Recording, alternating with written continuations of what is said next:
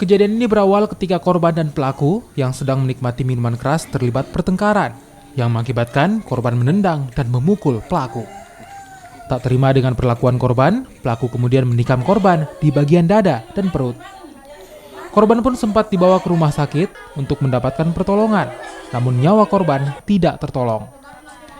Sementara itu, polisi yang tiba di lokasi kejadian langsung menangkap pelaku bersama barang bukti senjata tajam jenis badik dan juga sejumlah botol minuman keras.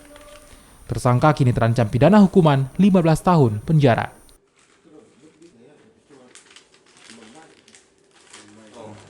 Dia keluar, saya berdiri di dalam, Pak. Dalam kemana? Keluar juga? Iya. Oh. Terus balik lagi sama saya, tendang, Pak. Kaki kanannya ini. Terus saya mundur, bilang, kenapa gitu sih, Pak? Mak lahir tendang kaki kirinya, Pak. Di situ meternya. Di situ kita cabut berita. Itu berita di mana kita simpan? Di sini. Dengan Iya. Setelah kami mengecek korban, jadi yang mengakibatkan kematian korban karena pas pada saat korban tersangka melakukan penikaman yang diarahkan kepada korban mengenai pada dada sebelah kiri, itu yang mengakibatkan korban karena di situ darah banyak keluar dan pas kena sasaran pada bagian daerah jantung sehingga korban meninggal. Tidak ada tersangka lain.